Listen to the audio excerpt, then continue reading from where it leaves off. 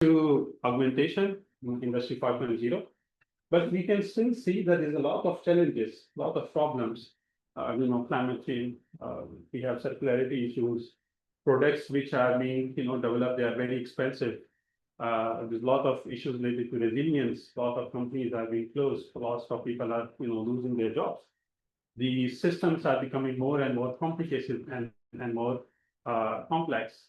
So if you look at the last, let's say, 25 years, I will ask another question, that if you look at the last, let's say, 25 years, there was a lot of technological progress. There was Internet of Things, system-to-system communication, modeling and simulation, very advanced modeling and simulation tools. But for example, if I can tell you the invention of, let's say, or discovery of X-rays, okay, or development of lasers, these are the things which really change the whole, fields in material science and engineering and in materials processing, right? There are many other examples like, transistor. So these are the things which were very, you can say, very huge inventions and discoveries in human life. But what about from 2000 to 2026? Okay, can you name any discovery or any invention which we can kind of equate to, let's say, X-rays or lasers? Can you think of anything that was discovered? Not really. Like it's very difficult. Maybe graphene is one example. So graphene, which is another type of carbon, it was discovered, I think, around 2005, 6, or 7. So it has a lot of impact, but it's not really adopted by the industry as we were expecting. But still, yeah, you can say that discovery of graphene. But in actual, it was a very simple process through which they actually discovered graphene. So that's one thing. Another thing which I can think of is actually large language models that resulted in ChatGPT, Claude, and Gemini, all those LLMs now we have. So that's another the development of transformers, you can say, that led to these LLMs. So that was another thing. But you can see that you can really count those events on your finger and not too much. Although we have a lot of computational power, we have a lot of modeling and simulation tools, we have a lot of digital systems to support, to assist us. So for example, when I was doing my PhD, or when professor was doing his PhD, we were used to do a lot of literature review and search and do things. But now, if you want to do a literature review, which we did maybe in 2 to 3 months, literally in 2 to 3 months, you can do that in 5 minutes. So you can give some instructions prompt to ChatGPT and use the deep research, and it will give you 200, 300 different papers, and it will give you very, like, it will extract a lot of critical information for you. It will be available, right? So things become, like, technology has become very, fast. So the question is, then why we are not discovering new things? What's the problem? The problem is basically, we can say, is that we have AI, we have quantum technologies, advanced modeling, very high throughput labs. We have nanofabrications. They are very mature and accessible. But the problem was that what we did, we bring a lot of technology in front, a lot of latest digital technologies in front, but the basic sciences, biology, chemistry, basic physics, they pushed behind, like, they were kind of like, hidden. And no one is actually, working on them. If you look previously, they were the majority of the inventions and discoveries, they were actually developed by those people who were very specialized in specific areas, like, in biology, mathematics, or physics, or chemistry. And they basically developed all those, innovations. So what we need to do, basically, we need to bring back all those fundamental science and fundamental research up to the front, but then you will say, okay, where is the technology? So what we need to do is we need to merge them both. Okay, so we need to bring the fundamental research, we need to bring the digital tools, and we need to merge that. And when we merge them, that's what we call DeepTech. So Industry 3.0, Industry 4.0, 5.0, and now we have DeepTech technologies, which basically use the these technological tools plus the basic sciences. So just a little bit about myself. The topic today we'll talk about DeepTech. I come from Dublin City University. I'm involved in a couple of projects. They are from manufacturing industry to sustainability, digital manufacturing, education, etc., decarbonization. This is a very brief overview of my thought. So I gave you my introduction, but we'll talk about a little bit DeepTech. Then I will talk a little bit very simple way that why DeepTech should be the focus. What are the challenges that are required to be solved? We'll do some case studies from the industry, and we'll talk a little bit about how actually AI is helping very specifically. We're talking about very specific problem. And then I will ask you a question that do you trust AI? Okay, so think about it. Do you trust AI? Okay. Now, in terms of DeepTech, what was missing? Science is missing. Technology is there, but we are missing science. Science has to say something once again. We need new materials because we have new challenges. Now, to solve those challenges, we need new materials. For example, we need lightweight materials if we want to run the airplane faster and cheaper. If you want to run trains faster and cheaper, we need new materials. We need new materials if we want to have innovative, implants, bone implants, cardiovascular implants. We need new materials. When we need new materials, we need new mechanics because we have to discover, okay, how those materials will react, how we can actually manufacture them, how to fabricate them, what will their properties. We need to understand about human body. We need new biology. So new principles that are ready to be engineered. So we need to discover those principles, how those materials work, and then we can engineer them. Okay? So basically, DeepTech is a science-based innovation that creates entirely new industrial capabilities. So capabilities that were not there before, but now with the help of science, we can actually develop those capabilities for the industry in order to solve a lot of challenges. So it's basically where we can say that physics, chemistry, biology, and maths meet the AI. Okay? So we cannot, of course, ignore the AI or the technologies like photonics, robotics, advanced materials. So we have to bring science, merge them with these sciences, and solve the problems that they cannot be Google, or we can say that cannot be ChatGPT. Now, why it's critical? That's very important. Why we need to connect science to the industry pipeline. Okay, so we can say that the problem is that, for example, if we talk about today's analogies, so we have femtosecond lasers. Using femtosecond lasers, we can manufacture smart manufacturing or smart surfaces. But why do we need smart surfaces? We need to first understand the biology and the requirements that, okay, where do we exactly need those smart surfaces where we can use femtosecond lasers?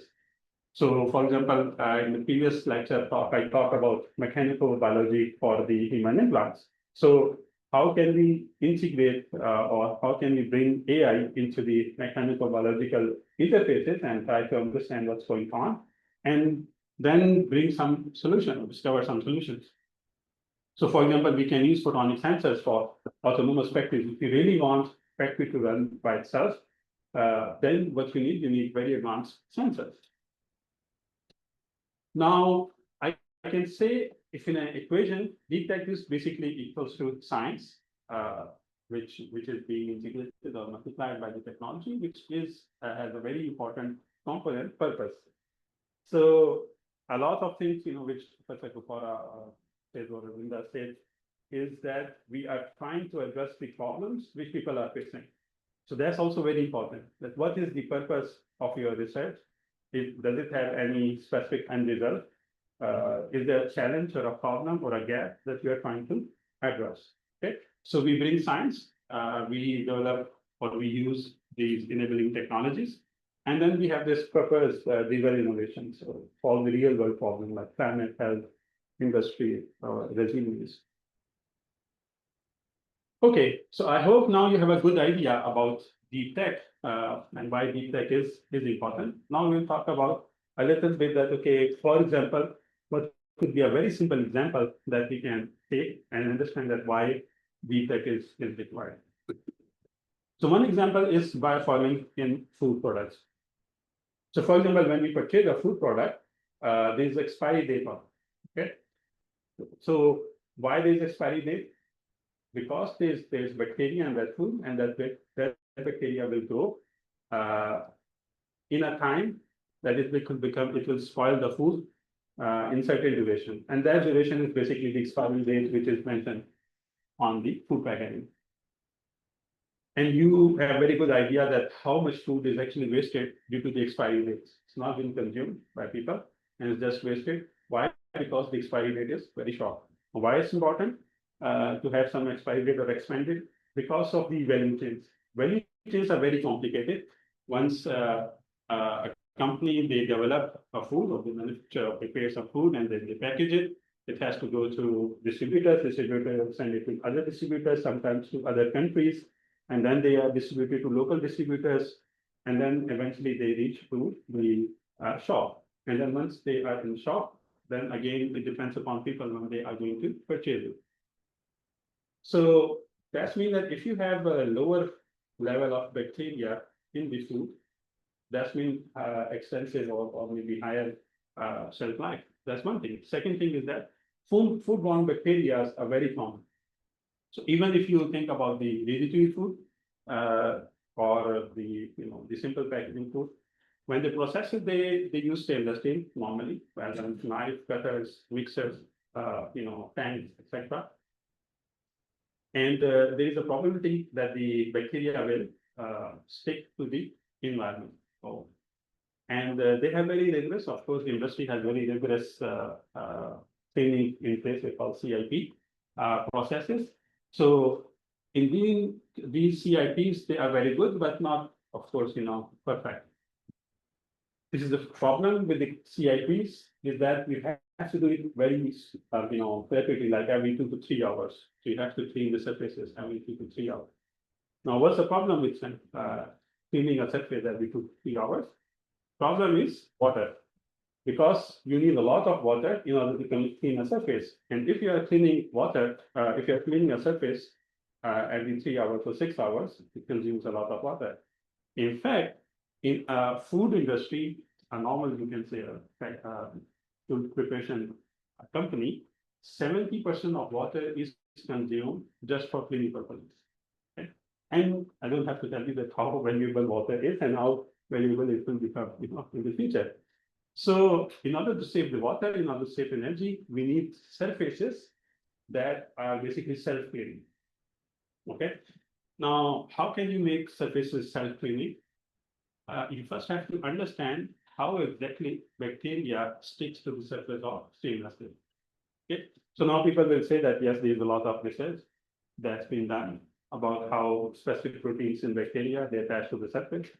But in reality, if you go deep down, if you try to manufacture a surface that's truly antibacterial, you will learn that people actually till now not even agree how to define surface toughness. Okay, so that's the very basic property of the of any material, and scientists they basically have different opinions of how actually to define surface toughness. And one, especially when you go into micro range or specifically in nano scale, then it's become even more problematic to try to really understand how to measure the surface toughness, and then how the surface toughness contributes to the attachment or detachment of the bacteria. So that's an area that needs to be further developed, further explored. But if we forget about biology, that means if we forget about how basically bacteria or those specific proteins they adhere to the surface, then and how they are impacted by the mechanics of the surface and the biological cues. So if you do not have that very clear understanding, we cannot really create a self-cleaning substrate or a material. Okay, so what we can do, basically, we can create a nanoscale or what we call hybrid micro and nanoscale structured surface. And we can design that in a way that they are highly antibacterial. So they do not allow those proteins to stick on their surfaces, and hence bacteria do not attach. And then you have very, you can say, a highly antibacterial or self-healing substrate.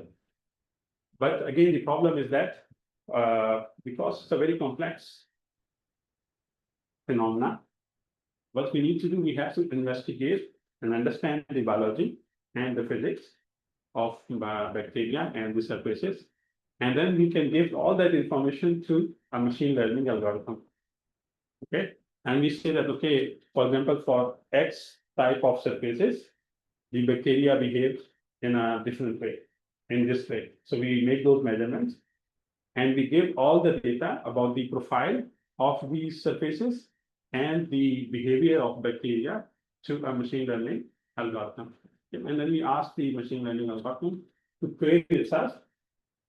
And once it's trained, then it can basically predict what type of surfaces could be really, or what type of new surfaces that could really be antibacterial, because they have specific mechanical properties, they have specific wetting behavior, they have specific surface profile in terms of its nanoscale and microscale structures.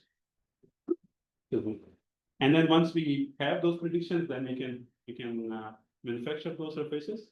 And once we manufacture those surfaces, then we will have a higher antibacterial surfaces that will then lead to lower consumption of water. It will then lead to lower foodborne bacteria. Okay. So, still working. So the science is that you need to understand the mechanical biology. You have to understand the surface physics. Then, if you want to predict that, okay, what type of surfaces they should be, as I said, that we use normally femtosecond laser, but femtosecond laser has very specific physics-driven, properties. It reacts with material in a specific way. It depends upon the material absorption. It depends upon the time of flight. It depends upon the wavelength, etc. So we have to understand that, okay, what are the physical constraints that are available in terms of how to manufacture and the capability that which surface you can actually make. So for example, if you have a laser that has, let's say, 100 watt power, okay, so that's the maximum 100 watt power. But the AI can tell you to make or to have the power of, let's say, 150 watts. So you have to provide those constraints, physical constraints, that the limits for the laser power is from X to Y. Okay. Similarly, the limits of the timing, how much time you can, have. That's what we define by the scanning velocity or scanning speed.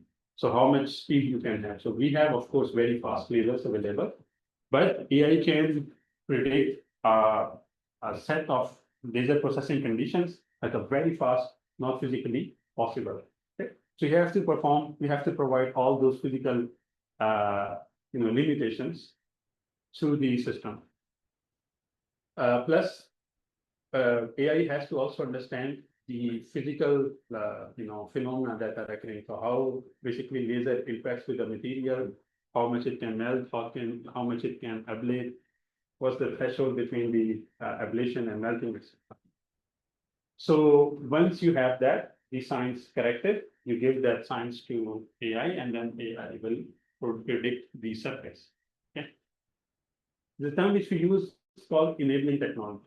So these are technologies that are there by themselves. They are not very useful, but they enable some processes or some products that are very useful. So for example, ultra-fast lasers. So by themselves, they are a very good thing, but they are basically enabling technologies because they enable us to develop new products, new materials. So we have ultra-fast lasers, nanofabrication techniques, AI-based surface optimization, and we can use them to make anti-fouling surfaces. Okay, it's a very big problem. So, as I will go back to my very initial comment about predicting the future or defining the future. So how do we define, how do we do research that will define the future of manufacturing industry? So if we develop some, you can say, new antibacterial surfaces now, that will be used by the industry in the future. It means that we are developing something that will define the future of food industry. Okay. Feel free to ask any question or anything, during my talk. Okay.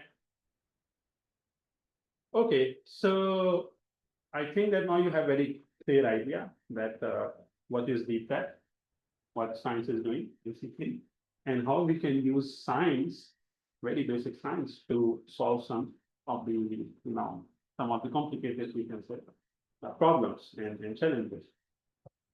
I will talk now a little bit about some case studies from industry. So how industry is basically using AI.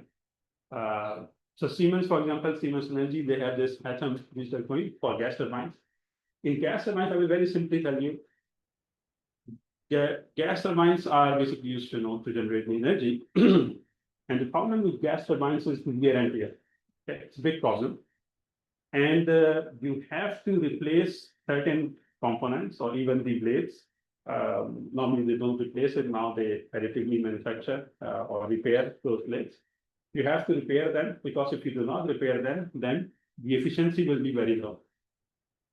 And of course, you can understand that in energy industry, efficiency is everything, right? So you need to really understand that what is going on in a gas turbine. And then what you can do is you can replace those components that are worn out or that may fail, suddenly. Okay. And how we can do that? Also, one thing is that, for example, normally traditionally in the manufacturing industry or in most of the industries, how do you do predictive maintenance? They do the predictive maintenance. So, for example, this air conditioner. So there is a window, let's say 6 months or 1 year, and it's written somewhere in the logbooks that after 6 months or after 1 year, this air conditioner has to be serviced. So a person will come, they will maintain, they will do the servicing, and then it's good for next year. This is the same thing which is also used in the in industry. Either you have a CNC machine, you have a laser, you have a gas turbine. So they are set duration for the maintenance. But the problem in gas turbines is that if you have two turbines which are installed at the same time, the components in them could worn out at different time scales.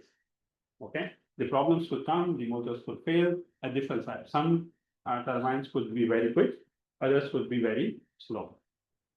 So then you will say that, okay, what's the best solution? The quickest solution is to have the predictive maintenance very quickly, faster, every 2 weeks or every month, right? That's how you will know that, okay, I'm now safe. But the problem is that if you do that very quickly, then it's very expensive. Plus, you will be losing a lot of components that were running fine, but you're just replacing them. So in order to solve this issue, a good way is to develop a digital twin for the gas turbine. So you introduce a lot of sensors in the gas turbine, and you create a digital twin of what's happening within the gas turbine. And if you introduce that digital twin, if you introduce those sensors, and if you have this digital twin, then in the real time you can check the performance of the gas turbine. And gas turbines, then normally you have a fleet of that. So for the full fleet, you can have those digital systems, so the digital twins, and you are gathering live data. And then from there, you can actually determine that if a component is worn out, what is going to be failed. Now, the problem is that if you have a lot of all that data available, the problem will be hidden in that data. It will not be very obvious, right? So what you need to do is you need to introduce some data analytics tools, some AI methods. And when you use those data analytics tools, some AI algorithms, they can actually identify specific patterns. And from those specific patterns, the AI can generate signals that, okay, you need to replace this or you need to replace that. Okay. I think someone is meeting. Yes. How are we going to time? Is it okay? You can take the 15 more minutes. Okay. Another example is the AI powered predictive maintenance. Maybe I will skip that slide, just to save the time. But because just I wanted to explain to you that in the industry, basically how the AI and exactly the AI is being, currently used. Now I will give you a very specific problem from our own research and how we are using AI to solve some problems and what's the real value. So start with the very basic, concept about the additive manufacturing. Call it laser powder bed fusion. How it works is that we have a chamber. Let me see if I can. Yeah.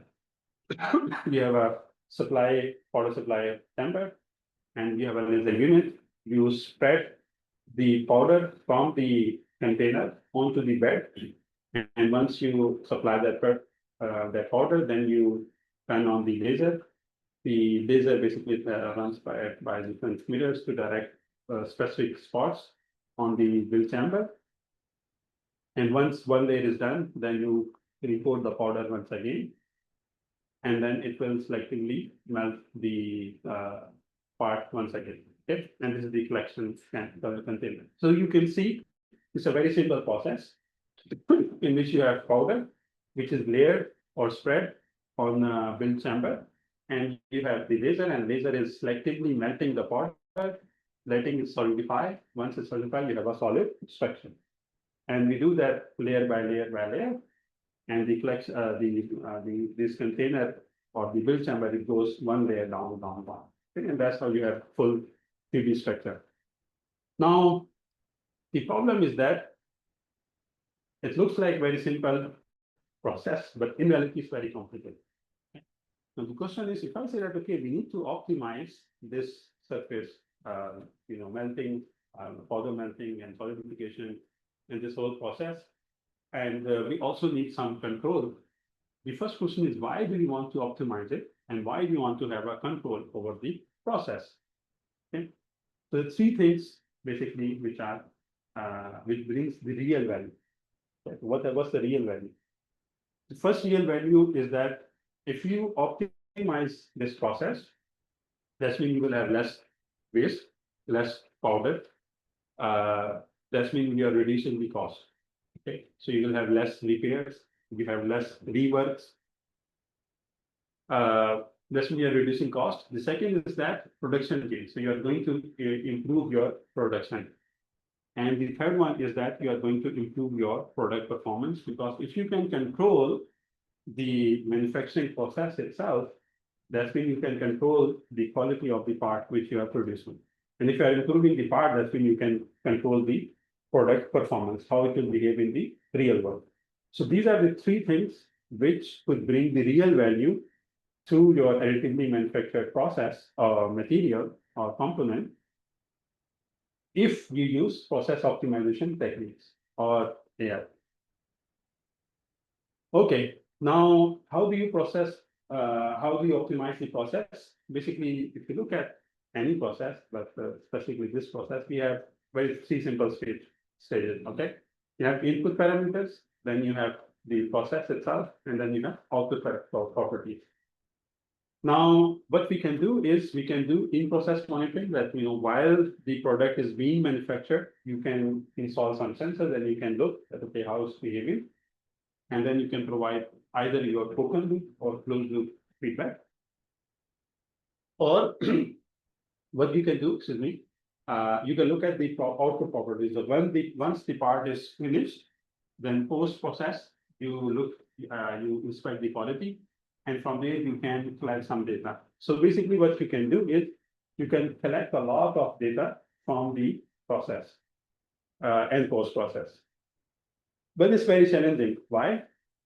Because if you look at metal additive manufacturing in laser powder bed fusion, there are more than 140 input processing conditions that influence the quality of the part. Okay, so that's of course very complicated issue and problem. Thankfully, few of these more than 140 are key influential. So if we are able to optimize them, then basically we can have a optimized process and of these product with these properties.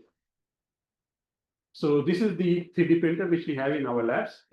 What we do is we develop a 3D CAD model. And then once we have the 3D CAD model, we develop some instructions for 3D printing, how the printing should work. We have some data available from the powder properties, like what type of material type we have, what is the particle size, etc.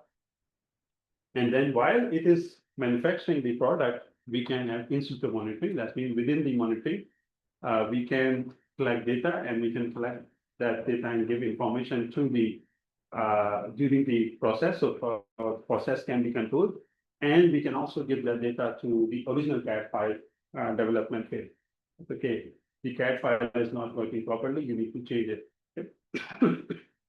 And the third or last one is the ex situ diagnostics. So once the part is printed, you can characterize, you can do CT scan, you can do EDX, you can look at the morphology, surface toughness, you can look at the chemical composition, and then all that data also inform about your powder, about your input conditions.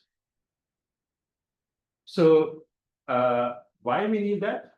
We need that because it's a linear and iterative process for any new material. Whenever you develop a new material, or even if you have same material, but you process it using different machines. So for example, if we have, let's say, stainless steel, and if you process that in DCU, and the same stainless steel, if you have a 3D printer here in your university, it may require different type of process optimization.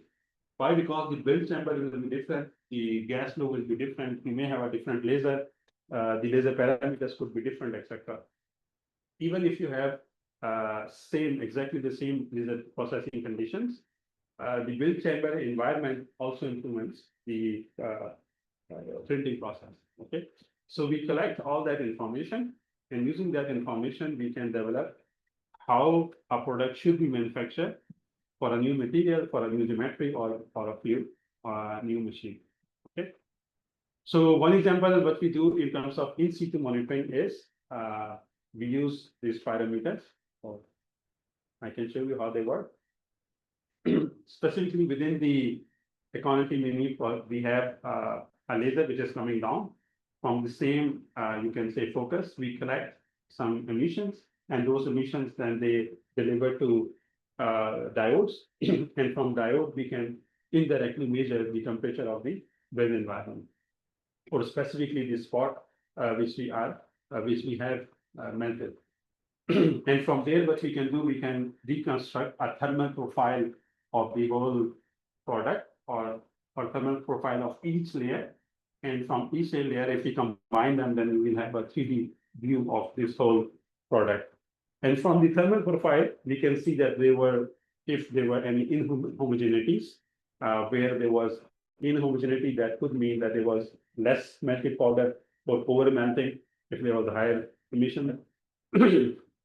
And there could be some porosity, so you can look at the porosity, or you can identify the pores, etc. Okay, but again, this data, it's a lot of data. Like even for a single build, it could be like tens of GB of data. You cannot really process that information using conventional statistical methods. So what we need to do is we need to use some machine learning technologies or machine learning algorithms, so that we can identify exactly where there was issues in the density, where there was exactly pores, etc. So you can see here that you have thermal profiles of this build, and one of the examples where we can use this is, for example, if you are building a material and you have identified that, okay, there is a problem, there's unmelted powder, or the build has failed, then you can stop the build. If you have that AI-based algorithm that can identify that, yes, the part has failed. Okay, so you don't need to completely finish the part, and then you can just discard it. So even if you are able to discard it at some time before the product finish, what you are doing, you are consuming less powder because the powder will be wasted, but not too much. So plus the machine time will be saved, the operator's time will be saved, like that. So that's mean what you can do is you can really reduce the cost. Another example is in situ X-ray imaging in metal additive manufacturing. So porosity work. So porosity formation is very common. It could be due to several factors. Basically, what happens that pores they can get trapped within the metal or the lead. The majority of the cases, or basically you can say one of the biggest reason is lack of particle fusion. Particles do not fuse. Because they do not fuse, then we have unmelted powder, and then there are some pores that can get trapped into the material. Another important factor is the keyhole formation. So keyholes they form, and because they form, now we have problem in the structural strength of the material. So these four defects, they can negatively affect the macroscopic property of the produced part.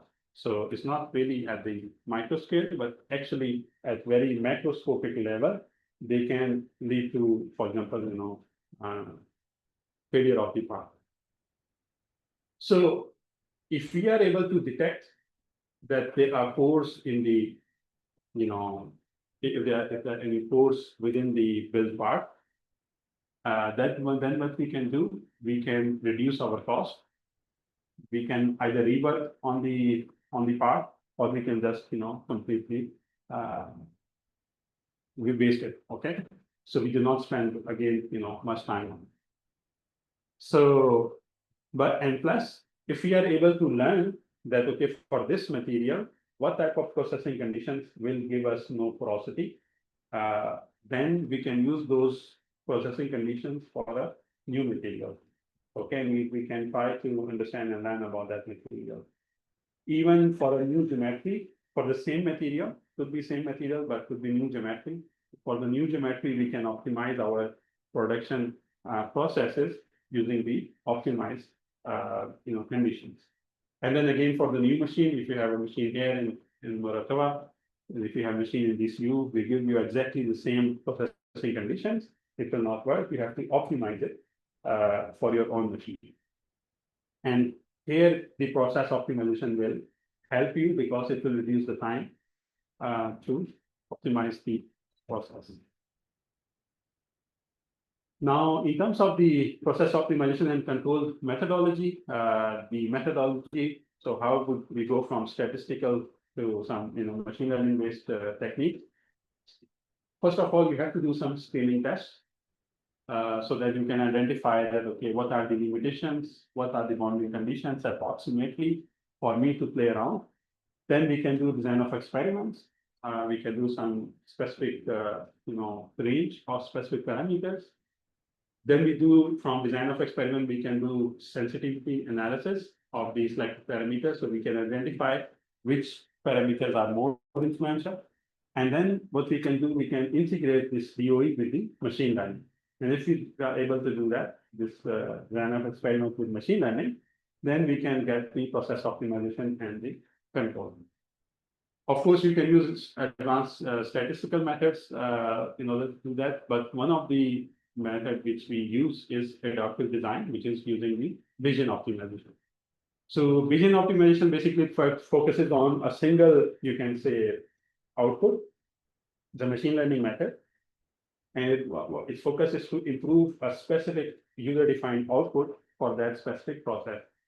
For a metal additive manufacturing, one of the most important parameter is density. Okay, so what we do is we need to optimize the density, because if you have, let's say, ideally speaking, if you have 100% density, that's mean there are no pores, there are no defects in the product. How do we do that? So we provide the input parameter conditions, and we define our density. Okay, this is our density or desired level of density. We run the process and we measure the density, and then we give this results of the density and the input processing conditions to the vision optimization you can say algorithm, and that's the iteration one. It then updates its design of experiment, and then it gives you a set of design of experiment. You do the second iteration, then you get the part, you measure its density, then you give all the results back to Bayesian optimization algorithm, you do it again, and in certain number of iterations, you are able to get a very dense, fully dense, you can say 99 point something density material. Okay. This is one example of where we can use AI, which focuses only on a single, we can say, parameter. Okay. So you can see that we can use AI or process optimization in order to reduce the cost of the material. We can improve the production gains, and we can save a lot of time and energy. Okay. Now the last question is, which I asked you, do you trust AI? So if I ask, I need to ask that how many of you use AI, because everyone is using AI. Now the question is how much do you trust AI? Or do you trust AI or not? No, it's still not fully trusting. Sorry? It's still not trustfully. It's not fully trustful. Very good. Okay, so we do not trust AI. Very recently, I was in Dell Innovation Center, and they gave a talk, and I asked the presenter a very basic question. Said that, what is the biggest issue? What is the biggest problem? The real challenge that you are not using, these large language models in your production? And the first answer he said was privacy issues. Okay, and the second problem is the trust. But you can say privacy issue is included in the trust. You don't trust AI because you are, afraid about the privacy of your IT, which you don't want to share. But here, what I'm asking basically is more about the results, which you get from here. So normally we, as a R&D, you can say cohort or the people who are working in research, I think we were the first one who used ChatGPT and then, DeepSeek and then Claude. We were very open to it, and we accepted it and adopted it. But at the same time, we also identified that there's a lot of hallucinations. We cannot really trust the answers of ChatGPT. And even if you give a lot of, prompts, it can make some errors, which is fine if you have some conversations with, if you're talking about some ideas, then maybe it's okay. But for example, if you give a task to AI to do in manufacturing industry, or for example, if there's a blind person and you create a specific, goggles, a guidance goggle for them, and those AI-based, avatar or the method is telling the blind person that to stop. Okay, so suddenly it's saying stop. So for example, if a person who is blind and wearing this, and AI is saying stop, but they keep walking and they don't see anything, or they don't basically experience anything, they may say or think that the AI has made a mistake, because asking me to stop, but I'm walking 1 or 2 steps, so there's no problem. Problem could be after 2 to 3 steps, okay, where there is some hole or some hazard that the person needs to be, known about, that, okay, I have to stop. So the thing is that the AI is giving correct answer, but it's not providing the full context. It's not providing the reason why it is asking the person to stop.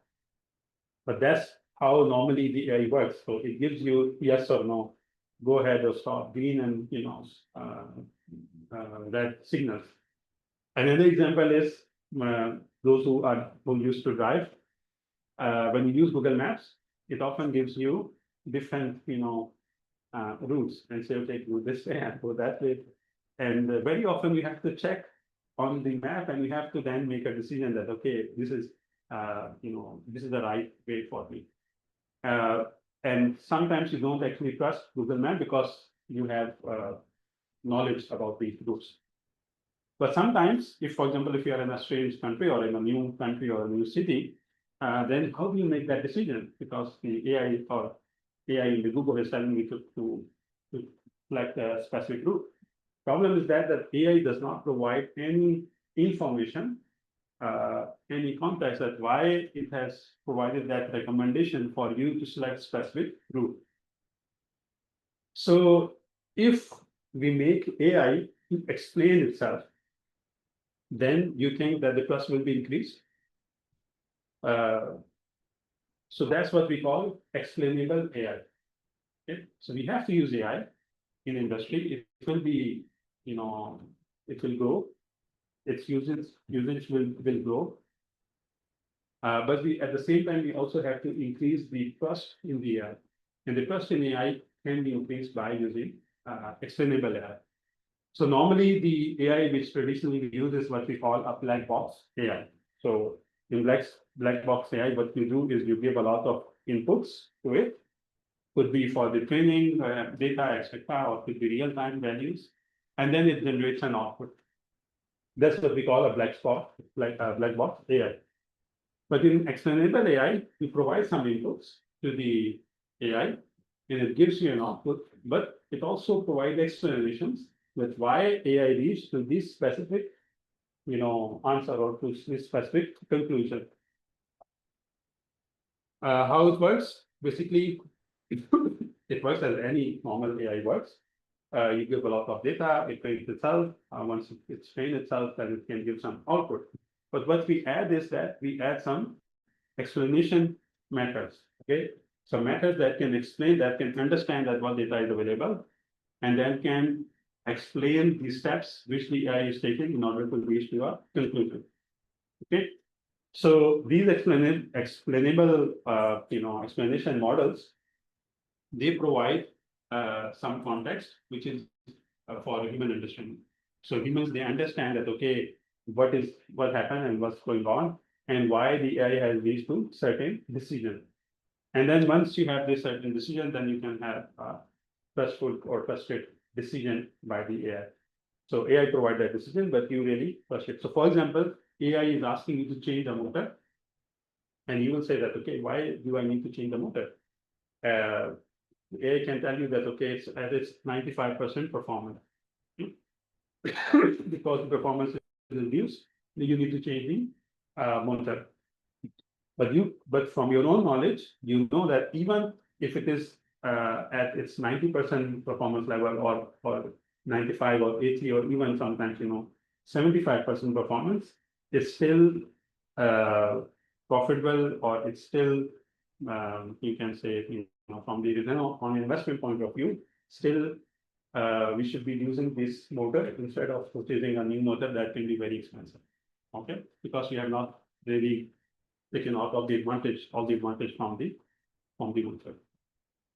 So if the AI is just asking you to change the motor and not providing any information, or even it can tell you that, okay, because it's 90% now at its performance level, quantitatively how much energy is being lost, how much the overall efficiency of the system is lost, etc., then you can make some informed decision.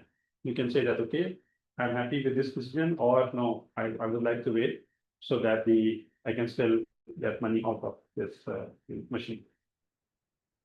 Now, there are different type of basically methods that can be used. For example, you can have this local explanations. So, for example, if the model has made some predictions, or some identified some instances that, okay, there's a problem here, or there could be a problem, you can have those explanations from the AI, and then you can make some decisions. Another example is, for example, the what we call counterfactuals. So counterfactual means that, okay, for example, if you need what needs to be changed in order to come to reach to a different outcome. So, for example, AI is telling you that, okay, there are 3 or 4 different options or opportunities, and every option has a specific advantage and disadvantage. And if it's explaining you and then it's telling that, okay, I go to this specific direction because of X, Y, and Z reasons. But there are other opportunities also available. Okay.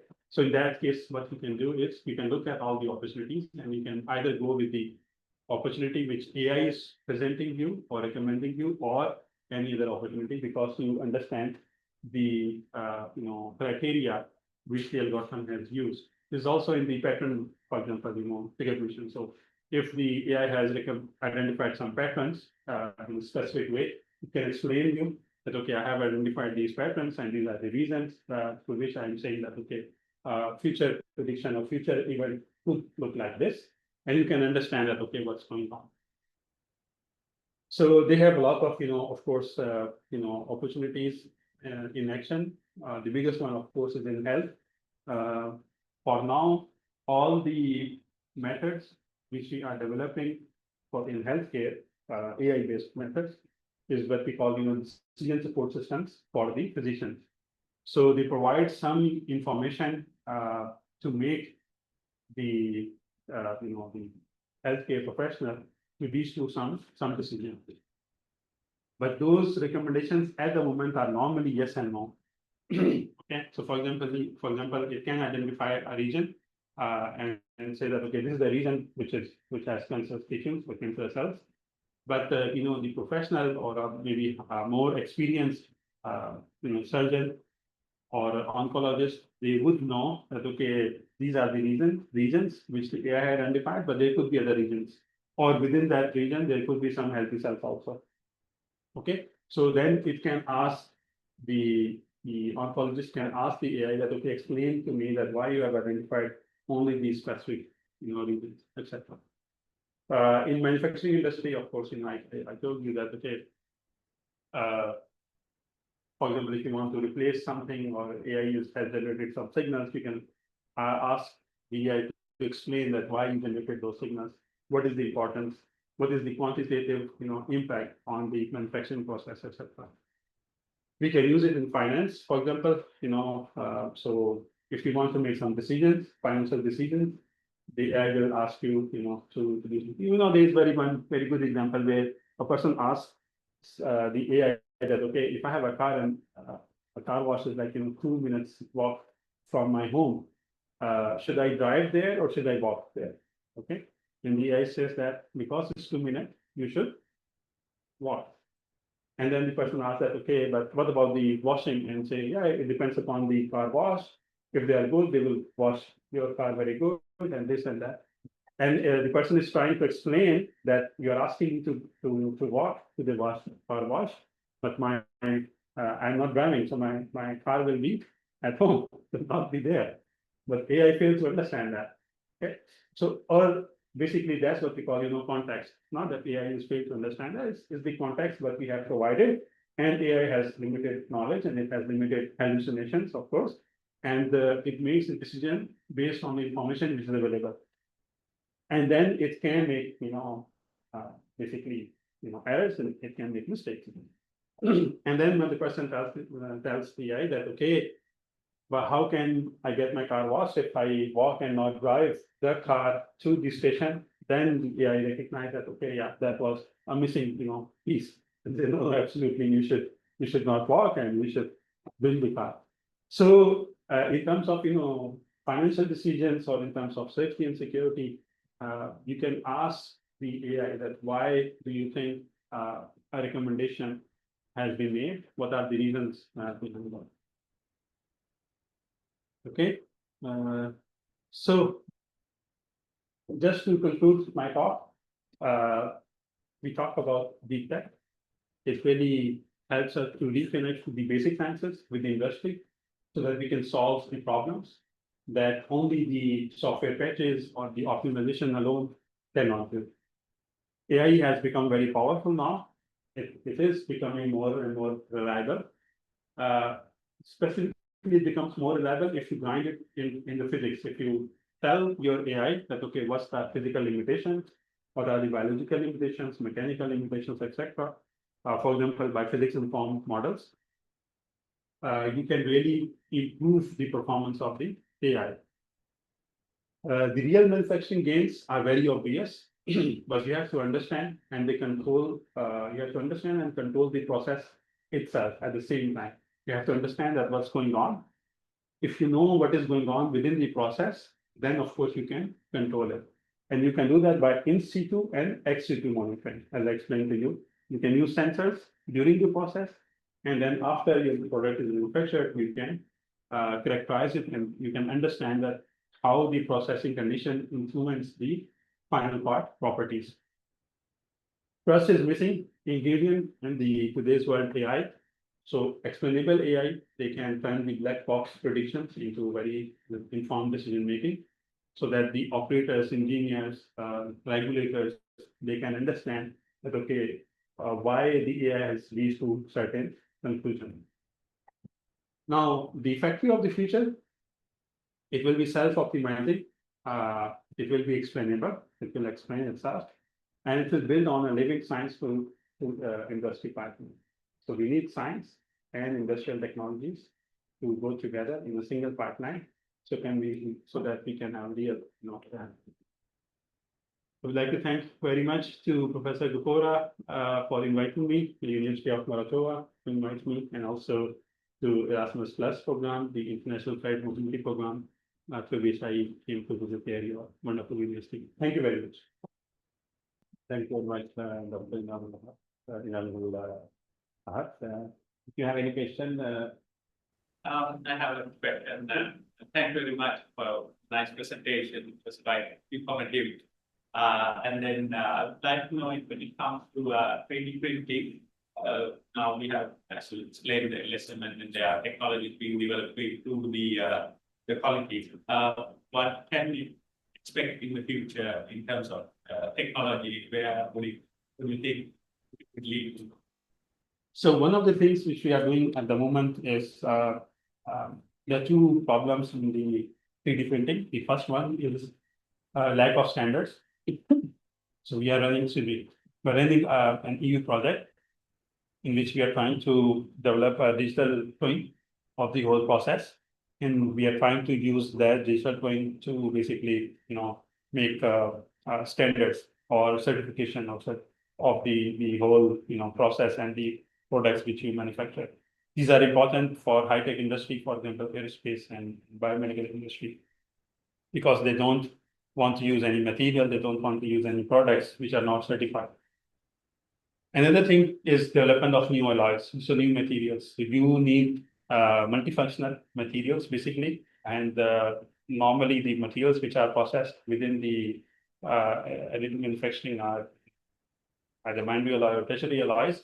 But increasingly, there's a lot of work going on in terms of shape memory alloys, for example.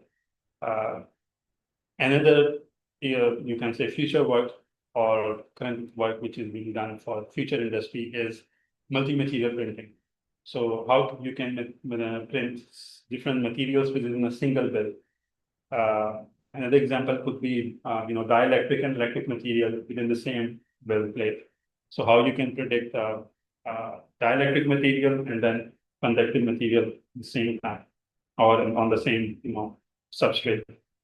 So these are some of the areas in which we are also working, but yeah, there is also future work. Yeah.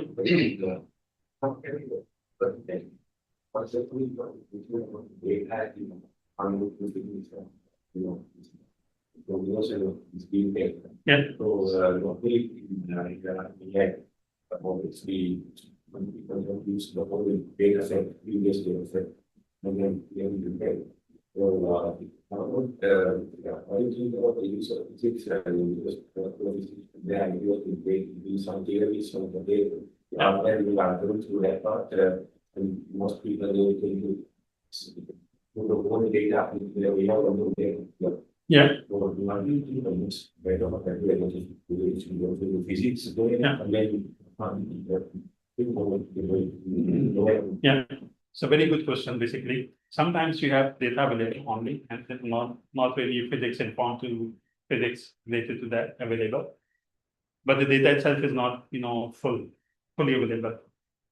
In that case, what you can do is you can use what we call missingness aware AI. So AI is aware that some data is missing. For example, if you have data from this building, and if you have data from another building, just adjacent to it. But for example, this building has BMS, so building management system. It has a lot of sensors.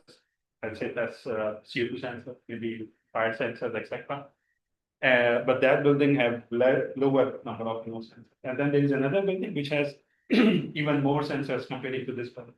So the AI is getting data from all these three buildings. But now AI is aware that, okay, some data is not available from specific buildings. Okay? And then in that case, it will make some decisions, but those decisions will be made on the fact that some data is missing. So this is the where you have incomplete data available, but the AI can make decisions by basically how technically it works is that it basically ignores some of the weights for which the data is not available, and it redistributes the weight to the known parameter. If you do not do that, then actually the system will not work, it will fail because it will say, yeah, data is not available. That's in the case of the data. But in situations where there is, physics is not available, then of course, you have to generate the models for physics first, and you have to integrate that with the data. And then the system will know that, okay, what are the conditions, boundary, is it a boundary can be what we call, boundary value problem or initial value problem. Both will have different, answers depending upon the situations and conditions. If you do not have physics informed neural networks, the results or the predictions by the AI will not be so. Is that okay? Okay, very good. Thanks. Thank you very much. Thank you very much, Dr. Inam. So this ends the visit of faculty of graduate studies. Thank you very much. Thank you. We have no open appreciation. Thank you.